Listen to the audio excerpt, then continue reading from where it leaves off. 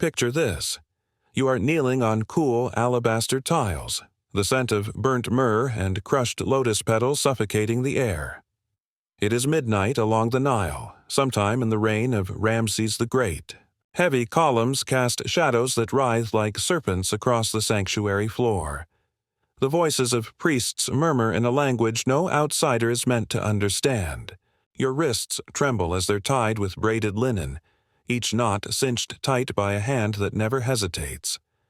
Torchlight flickers across the painted eyes of the gods staring down from the temple walls, their gazes unblinking, ancient and pitiless.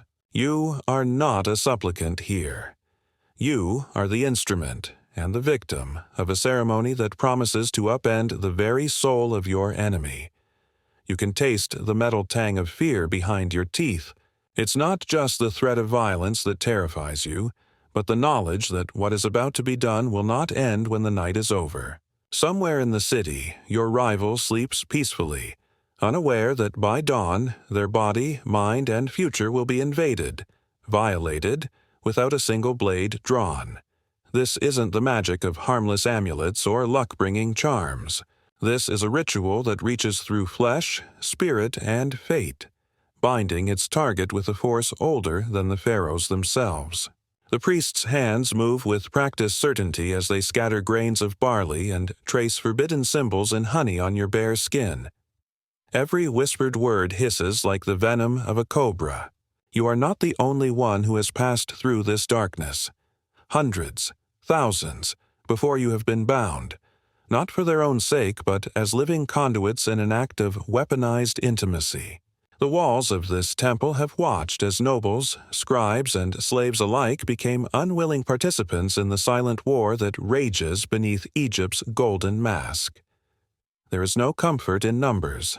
The echoes of their terror seem to crawl beneath your skin, promising that whatever happens here will follow you long after the ritual ends. But what you don't know yet is this. Tonight is not merely a punishment or a curse. It is an act of power. Every tremor in your limbs, every sacred word uttered, will be harnessed to destroy someone you have never touched. You are about to become the blade, the wound, and the blood, without leaving a mark on your own body. By sunrise, your enemy will awaken to a world that has shifted under their feet, their strength stolen, their mind haunted by images and desires not their own. You will walk free from this place, but a part of you will remain, eternally entangled with the fate of another. Think ancient Egypt was all pyramids, sun gods, and grand processions? Think again. The world you've been taught to admire, its dazzling monuments, its gilded dynasties, was underpinned by a system so unhinged it makes modern conspiracy look childish. Beneath every triumphal mural and every hymn to the gods, there thrived a network of magical warfare so twisted it would make your skin crawl. Forget tales of harmless love spells or charms to ease the afterlife. The truth is, sexuality in Egypt was a weapon, sharpened by centuries of ritual, wielded not just in the bedroom but in the throne room, the law court, the battlefield. When a priest invoked the gods with offerings of oil and incense, what followed was rarely mercy. Instead, it was often a calculated act of magical violence, aimed at destroying enemies through the most intimate channels imaginable. Everything you thought you knew about Egypt's spiritual world is about to unravel. You might have pictured serene priests chanting beside lotus ponds, or wise women weaving amulets for safe childbirth. But the reality, more than half the surviving magical texts from pharaonic Egypt involve explicit instructions for cursing, binding, or destroying rivals, usually by means so personal they would scandalize even today's tabloids. Imagine learning that the most sacred temples of Amun, Isis, and Heka doubled as arsenals for magical sabotage. The same hands that prepared bodies for eternity also prepared wax figures for ritual defilement. The gods' blessings were weapons for hire, their rituals perfectly legal tools for erasing a rival's strength, memory, or even their ability to love. And the means. Always through the manipulation of sexuality, ritually, symbolically, or in flesh. Here's what makes this world even more disturbing. Nobody was safe. Whether you were a prince or a peasant, a foreign ambassador or the pharaoh himself, you could be marked for destruction by a spell scribed in the dead of night, sealed with a secret act in the temple's hidden rooms. The more powerful you became, the more elaborate and vicious the magical attacks aimed at you. Magical impotence, forced infatuation, ritual humiliation, dreams that never ended. These were not just nightmares, but standard tactics in a world where politics and sexuality were indistinguishable. The Egyptian belief that the body, soul, and name were inextricably linked made every intimate act a potential battlefield. Imagine waking each day not knowing whether your own desires, your strength, even your sanity, were truly your own, or if they had been replaced by the spellwork of a hidden enemy. Historical records tell us the practice wasn't rare or marginal. It was central.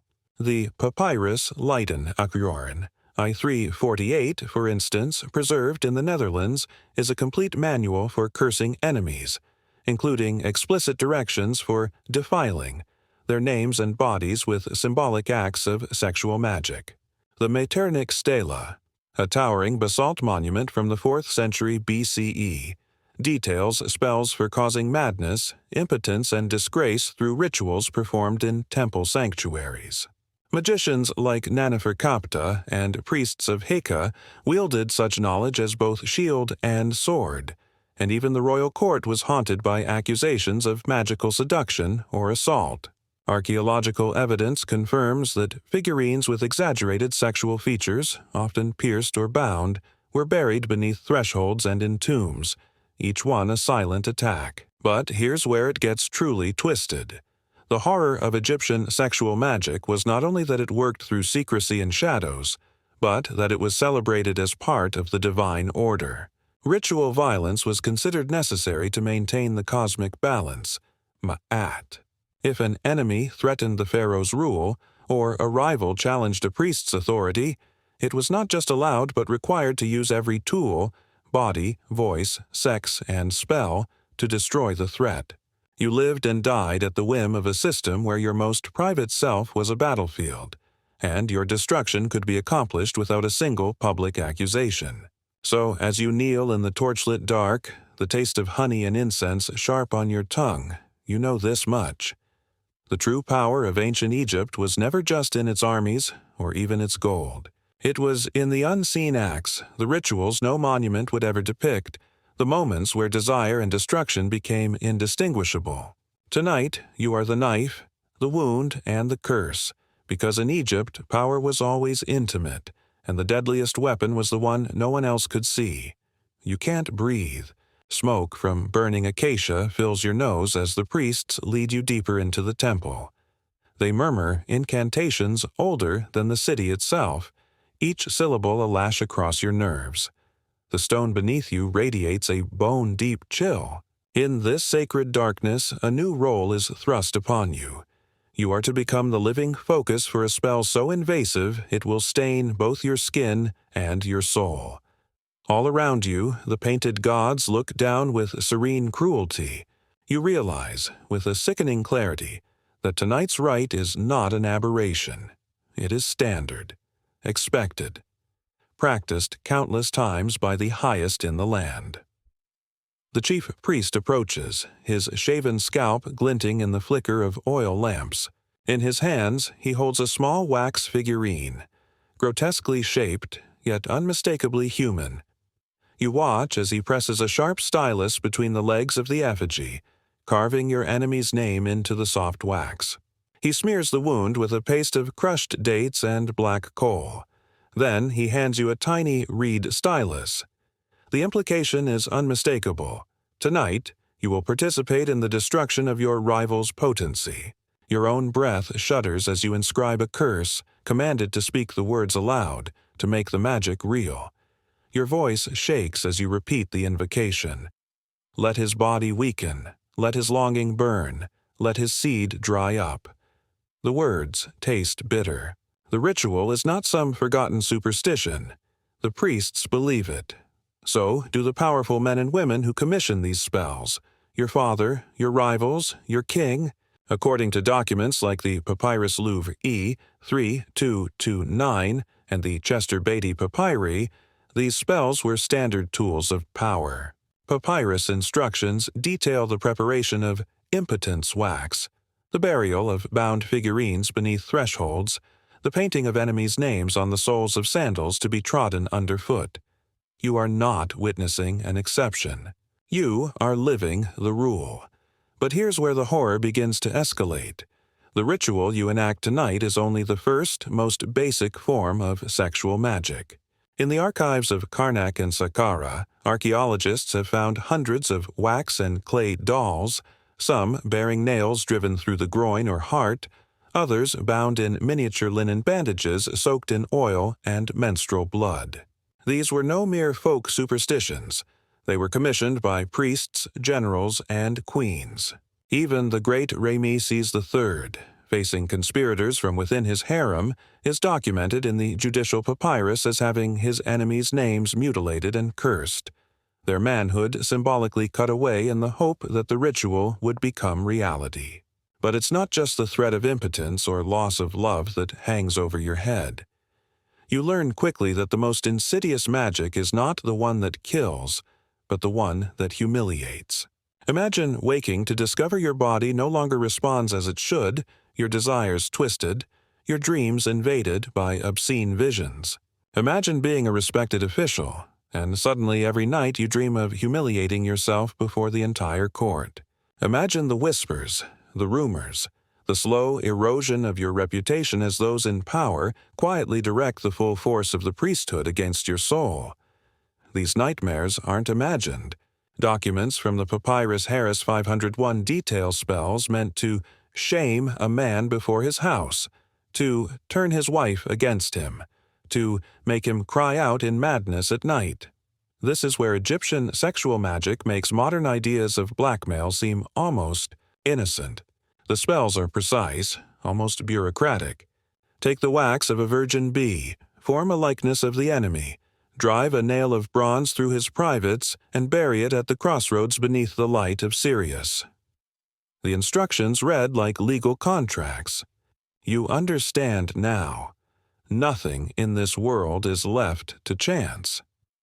Every human weakness, desire, shame, jealousy, longing, is an avenue for attack. But here's where it gets even more twisted.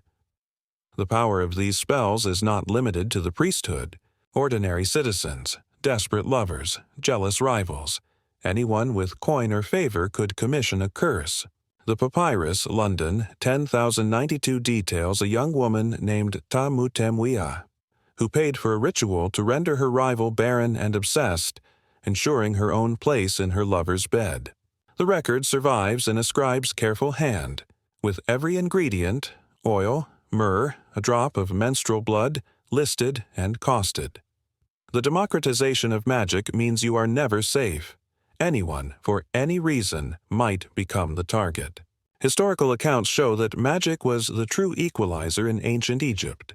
Archaeologist Geraldine Pinch's research reveals that more than half the magical texts found in tombs and rubbish heaps are not for healing, but for harm, always focusing on the intimate, the personal, the sexual. The arsenal includes love spells that bind a victim's will, curses to force dreams of humiliation, even elaborate rituals designed to make men forget the faces of their wives and hunger only for dust. The goal is rarely death. The true horror lies in living with the consequences, becoming a public spectacle, your downfall and entertainment for the very priests who orchestrated your fate. You try not to think of the stories whispered in the temple halls, how the daughter of a vizier was rendered mad with longing for a priest who despised her, how the pharaoh's scribe was found raving in the street after a rival cursed his sleep. You try not to think about the next step, how the priests, now that the effigy is prepared, will seal the curse with a ritual act that is both obscene and terrifying. It is always sexual, always humiliating, always meant to bind the victim so completely that even the gods must watch. But you can't look away, because the worst is still coming. Your hands are guided, Your voice cracks as you speak the final words. The wax figure is placed on the altar, its legs forced apart, and a final curse is whispered. May his love turn to dust, his house to shadow, his line to ash. In that moment, you understand that nothing in Egypt is sacred. Not the body, not the soul, not even love itself. Everything is a weapon, and every weapon leaves scars. Right now, you can feel the weight of these revelations, the sickening sense that history has been lying to you all along. If you want to continue uncovering the buried truths behind Egypt's golden facade, if you want to see what the priests never wanted the world to remember, subscribe now. This is just the beginning of your descent into the hidden machinery of power. The next revelations will make even this night seem merciful. The priests gather the remnants of wax and linen, the flickering lamps casting monstrous shadows on the walls. Somewhere beyond the temple, your enemy sleeps. But soon they will awaken to a world where their own flesh is their prison, a world shaped not by steel or stone, but by the twisted will of those who understand how to wield sexuality as the ultimate weapon. You step out into the Nile night, but the temple's darkness will follow you home. The worst is yet to come. You do not sleep that night. Not truly. Every time your eyelids drift shut, your mind replays the ritual. The hot wax, the sticky blood, the echo of your own voice cursing a man you once called friend. You wonder if he feels it already. A tightening in his chest, a confusion in his thoughts, a sudden, inexplicable sense of dread. Dawn on the Nile is beautiful, but nothing in this new world feels innocent. You are changed, marked, and your role is far from over. Morning brings you to a different chamber, colder, larger, the air heavy with incense and the bitter tang of old sweat. Here, magic is not the secret trade of priests and desperate lovers. Here, sexual magic is an instrument of the state. Wielded with the precision of a blade, you stand among the court scribes, forced to copy out records of spells and accusations. Papyrus scrolls line the walls, each one a record of the kingdom's hidden wars. This is where you see the truth laid bare. Egyptian power is not simply held by armies or laws, but by the calculated destruction of reputation, desire, and even sanity. A senior priest beckons you forward, his eyes flat as river stones. He recites the charges against a foreign ambassador, a real man with a real family, accused of speaking treason at a banquet. The court must answer with a demonstration of power, he says. That answer is not a sword or an execution. Instead, it is a spell of ritual sexual humiliation, designed not to kill, but to destroy. You are told to prepare a new wax figure, this one with the ambassador's name etched deep into the chest. With each step, the process grows more elaborate. Herbs ground into sticky pastes, a feather from a sacred ibis, and strands of black hair coiled around the effigy's waist. As the priests chant, you learn the order of operations by heart. First, the figure is defiled, with an obscene gesture, its mouth stopped with a sliver of dried fish. So shall his words be silenced, the priest intones. Next, the figure is bent double, its hands bound behind its back. You are ordered to drive a bronze pin through its groin, while the room watches in tense silence. The pain you inflict is meant to be psychic, not physical, but the effect is the same. The ambassador will soon find his body betraying him in front of the court. He will stammer, forget his own name, dream of humiliating acts, lose the respect of his peers. The papyrus Leiden. I-348 details every step of this process, preserved across centuries as proof that Egypt made nightmares real. But here's where it gets even more disturbing. These rituals are not just for show. They are spectacles, attended by high officials, scribes, and the curious elite. When the spell is complete, a feast is held. The story of the ambassador's downfall becomes gossip, entertainment, a warning. The Metternich Stela, a monument that survives to this day, records the prosecution of a group of enemies of the state through spells of impotence, public shame, and forced isolation. The priests recount these stories proudly. A rival prince reduced to tears in the throne room, a general haunted by nightmares of sexual disgrace until he renounces his command. Each act is a lesson. Power in Egypt is total, and no one's body is private. What you begin to understand is that the horror is not just in the act, but in its normalization.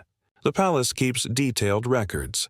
Every curse, every failed marriage, every descent into madness attributed to the rituals of protection. The bureaucratic machinery is as polished as the pharaoh's court. The priests have formulas for every occasion. To silence a traitor, to humble the proud, to render a rival powerless in love. Their language is clinical, almost casual. For a man who offends the king, let his desire be his undoing. Let him be mocked in the house of every woman he covets. Let his nights be filled with longing and his days with shame. But here's where it gets truly twisted. You discover that the most important rituals are performed not in secret, but in public, at the very heart of Egyptian power. On certain festival days, crowds are gathered. The priests lead out condemned enemies, their heads shaved, their bodies daubed with painted curses. The court gathers as the high priest reads out their crimes. Then, before the assembly, the condemned are forced to enact humiliating rituals, mock couplings with effigies, symbolic marriages to animals or inanimate objects, all while chants fill the air. These ceremonies are meant to destroy utterly, leaving the victim not merely broken, but unfit for the afterlife, a fate worse than death for any Egyptian. The Chronicle of Setnakhemwas records such an event. A rival priest, publicly stripped and mocked, forced to recite his own downfall while the people jeered. His family was shamed for generations, his tomb defaced, his name erased from the book of life. Still, you notice something more chilling. The priests are never satisfied with mere humiliation. Every ritual ends with the destruction of the effigy, burned, buried, drowned in the Nile. But the aftershocks linger. You hear the courtiers whisper, the ambassador has stopped attending banquets, the general's wife has left him, the rival priest was last seen wandering the necropolis, raving and naked. These are not just rumors. The records are clear, the names preserved. Hori, son of Panahesi, cursed by the priests of Memphis, vanished from all official documents after being accused of nightly offenses. The judicial papyrus of Ramesses III recounts the fates of conspirators against the throne. Their manhood was bound, their names broken, their seed cast out from Egypt. The threat is universal. You see that the court is always watching, always taking notes.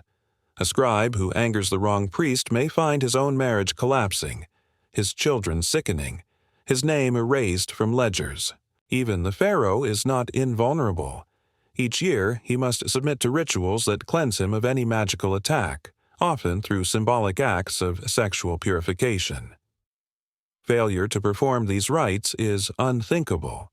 The gods themselves demand satisfaction, and anyone who resists is destroyed twice, first in this life, then in the one that follows.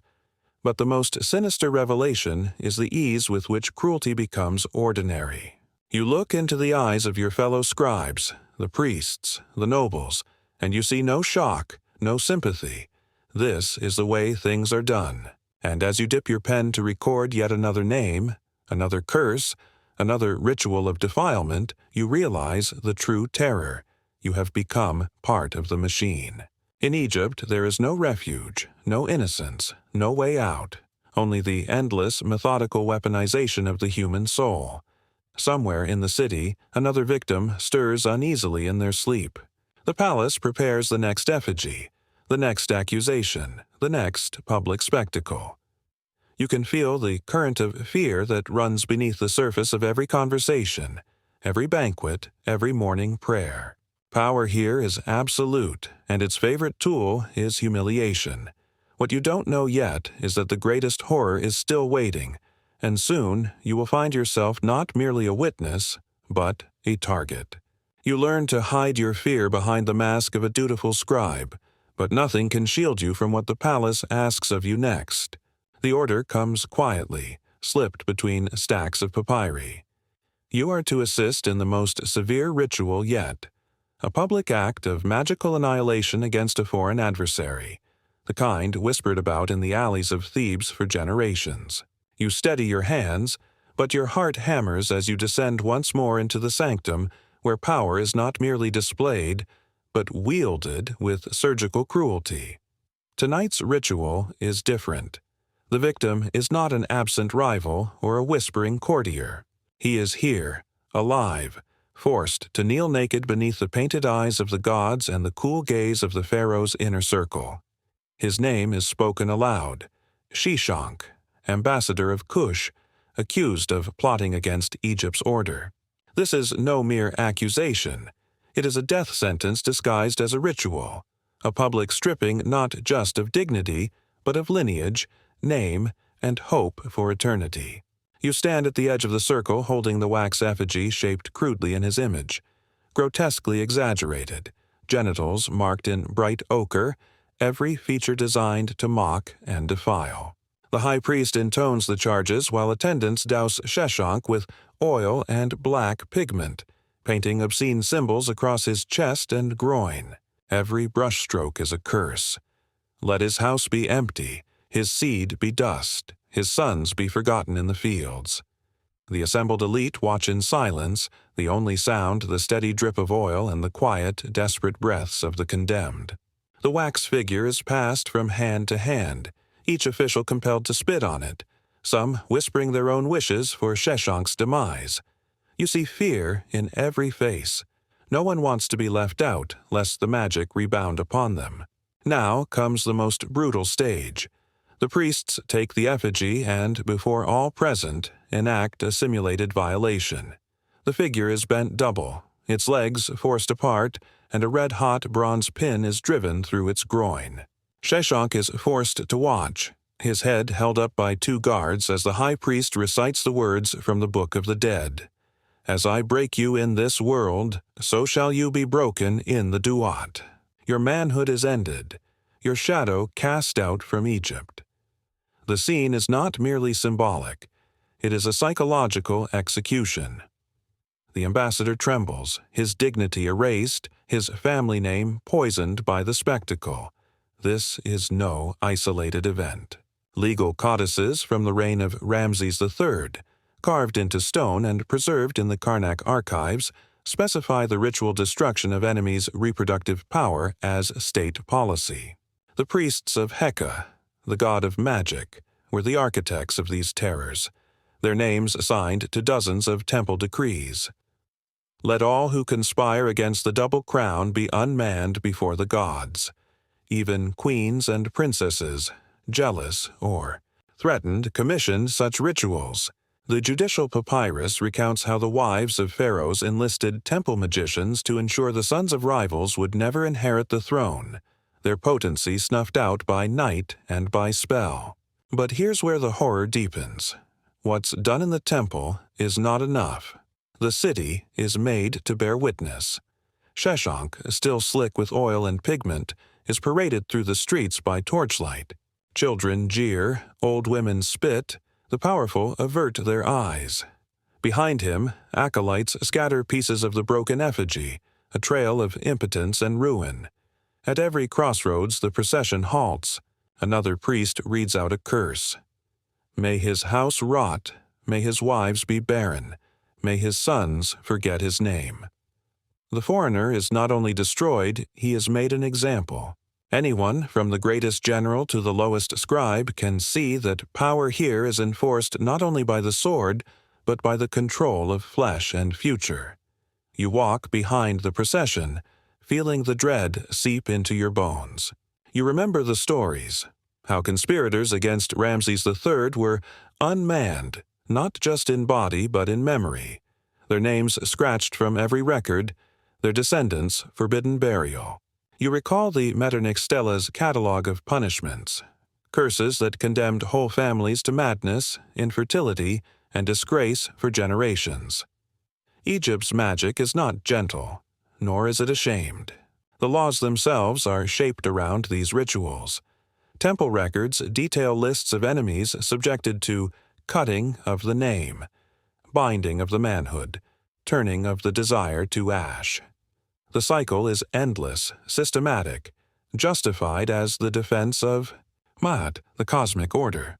And yet, what you witness is not justice, but a machinery of terror. The priests do not look away. The pharaoh's officials do not protest. Society itself accepts that this is how security is maintained, through the public destruction of the intimate self. You see, for the first time, how deep the fear runs. The city's peace is purchased at the price of public humiliation, of nightmares that outlive the condemned. No one can stand outside this system. The next victim might be a foreigner, but tomorrow it could be a prince, a general, a lover who spoke too freely in the wrong courtyard. Still, the spectacle is not yet complete. At the temple's gates, the remnants of the effigy are gathered in a basket, splashed with animal blood, and burned as the crowd chants. Shishonk, broken and weeping, is finally released into exile. No one touches him. His shadow lingers on the stones. His name, once spoken in the royal court, will now be a curse whispered only in fear. The ritual is over, but the lesson is permanent. In Egypt, the threat of sexual magic is total, and no one, not even the innocent, can be sure they will not one day find themselves at the center of this darkness. The crowd disperses, the torches gutter out. You return to the sanctuary, sick with what you have seen, but the records must still be kept. Each name, each curse, each humiliation is entered into the archives, testimony to a society that has made intimacy the raw material of terror. As you dip your pen into the ink, you hear the next case being prepared. The law will demand a new victim. And if tonight you are only a witness, tomorrow you may be asked to play a different role. But what you do not yet realize is that this ritual is not merely for foreigners or traitors. The machinery grinds on, hungry, ready to consume anyone who attracts the envy, the suspicion, or the ambition of those who serve the pharaoh's will. In Egypt, even the gods demand a sacrifice of shame. You spend your days transcribing horrors, convinced you can keep yourself invisible, safely anonymous behind your stylus and wax tablets. But Egypt's rituals never forget. Power is hungry, and fear breeds suspicion. One afternoon, you are summoned by a palace official. No explanation, no accusation, just a wordless gesture that brooks no refusal. The walls close in as you are led not to the archives, but to the temple's inner precinct, the very place you have witnessed so many others destroyed. It is dusk. The priests stand in a semicircle, faces hidden in shadow. The chief priest recites a formula. Let the one who sows doubt reap the whirlwind. Your own name is spoken, echoing off the limestone. You realize with cold certainty that you have become the next target. Your mind races for an explanation. Was it a careless word? A mistranscribed line? A glance held too long in the wrong corridor? It doesn't matter. The machinery has found you, and now the weight of centuries bears down on your chest. They strip you of your linen tunic and lead you before the assembled officials. Oil is poured down your back, cold and viscous, trailing over your skin as the priests paint symbols along your spine, across your thighs, around your navel. Each glyph is a spell of unmaking, a command that your body and soul be unraveled. You are forced to kneel on bare stone, the surface gritty and pitiless beneath your knees. The head scribe steps forward and, as you once did to others, inscribes your name onto a clay effigy, shaping its sex with an almost loving care. The room is silent except for the scratching of the stylus and the soft rhythm of your own breath, shallow with dread. The ritual begins. It is meant to humiliate, to unmake your identity in front of all who matter. You are forced to speak confessions you never made, desires you never had, each word a public erasure of your dignity. The effigy is pressed to your body as the priests intone, "Let his will be like dust, let his longing be his ruin, let his house forget his name." They spit on the clay figure, drive a sharpened reed through its groin, and bind it with coarse linen. The pain is not physical, but it is real. A suffocation of self, a stripping not only of status but of memory and hope.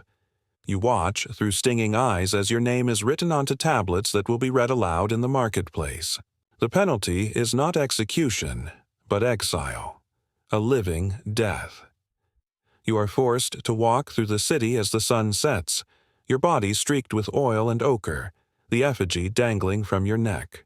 Children follow, mocking, and your former friends avert their eyes, afraid the curse might leap from you to them.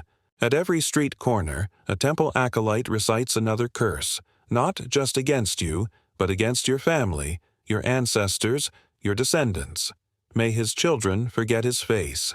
May his kin cast him out. May the gods close every gate to his spirit. The crowds jeer, but beneath the laughter you sense terror. Each onlooker wonders if they too could be chosen next, if a single misstep might end in their own public unmaking. You remember the names in the records: the scribe Panifer, accused of secret ambitions; the merchant's wife, Isetnefret, marked as a witch; the vizier's cousin, rumored to have angered a priest with an ill-timed jest. All of them erased, not with violence, but with ritual, humiliation, and the destruction of their intimate selves. The machinery grinds on, its gears oiled with fear and shame. You stumble back to the temple, your feet raw and your mouth dry. The priests gather for the final act. The clay effigy is buried beneath the temple floor, sealed with a curse. Let no memory remain but his disgrace. The elders pour oil over the spot, then lead you out into the night, your exile complete. The lesson is clear. No one, not even those who serve, can escape the cycle. The threat is always present, woven into every conversation, every glance, every silence. There is no safe harbor. There is only the certainty that, should you falter, the rituals you once recorded will be turned against you. Society has learned to accept this terror. The market traders gossip about the latest victim as they weigh out grain. The soldiers laugh over cups of beer about whose turn it will be next. Even the innocent, children, spouses, old women, learn to guard their words, to watch their backs, to fear the priest's summons in the night. The very mechanisms of power have normalized these horrors. The law requires public humiliation. The temples keep lists of the shamed. Ritual. Shame becomes a kind of currency. To survive, you must sometimes join the chorus, cursing others to save yourself. Yet you know, as you walk into your enforced obscurity, that the system can never truly cleanse itself. The dread seeps into the city's bones, haunting every festival and family gathering. The Pharaoh's peace is built on the ruins of countless lives undone not by war or famine, but by the public weaponization of intimacy. You have seen how easy it is for accusation to become fact, for ritual to become execution, for shame to become law.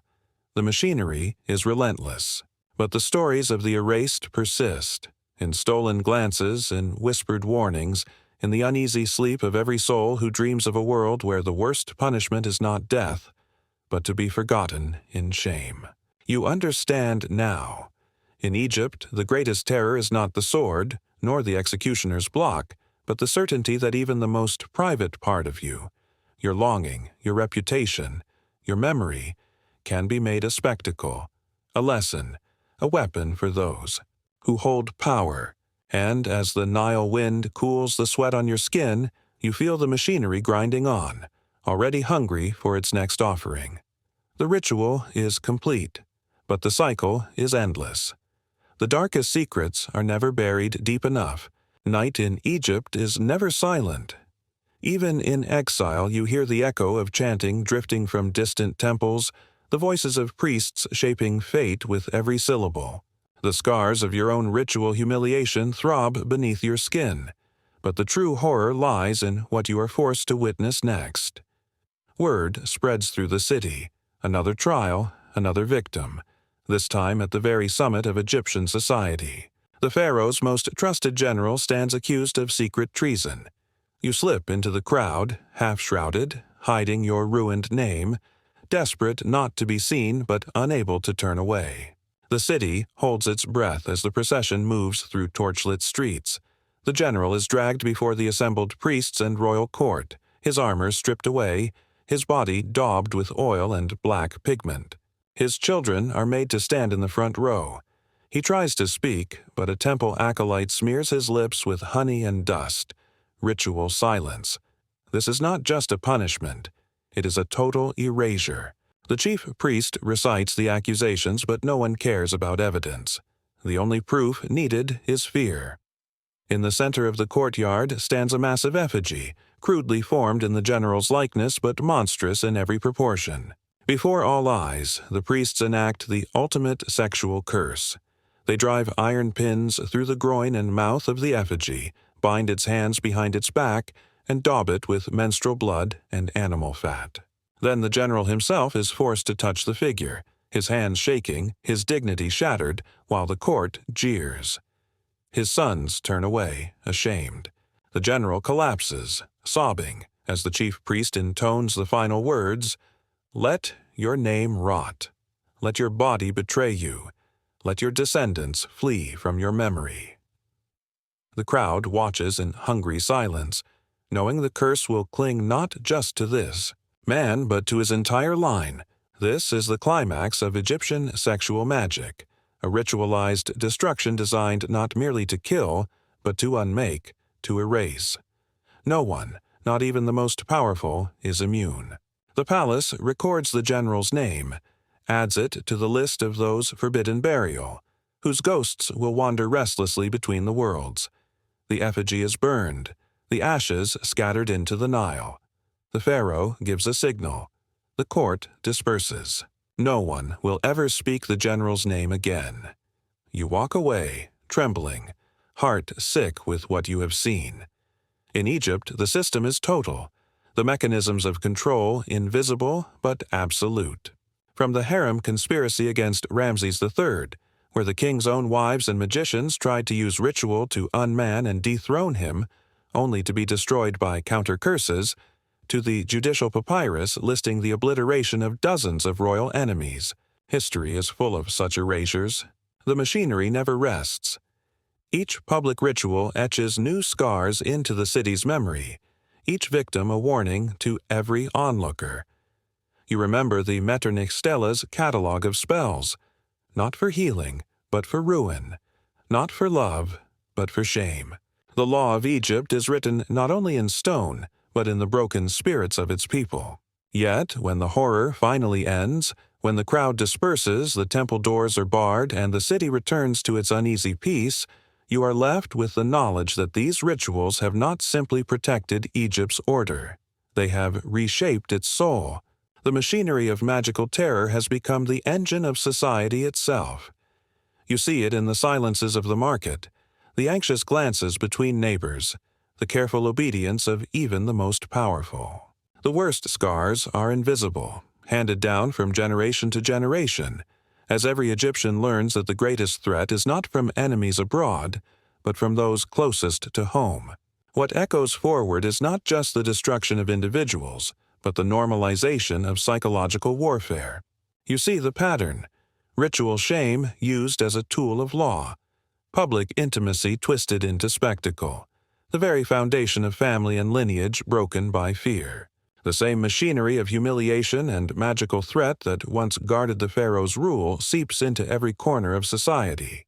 Even after the old gods are forgotten, the instinct remains, the urge to destroy reputations, to weaponize the private self, to maintain power not only through force, but through the terror of being unmade.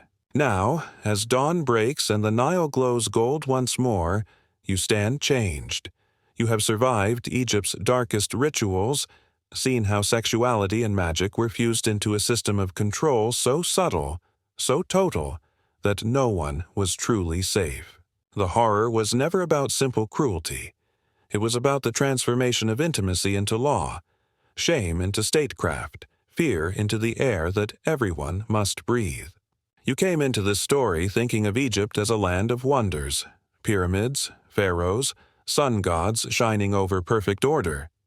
Now you leave understanding that beneath every monument lies a history of rituals designed not to bless, but to terrify. If witnessing these hidden mechanisms has awakened your curiosity for what power really means, subscribe now.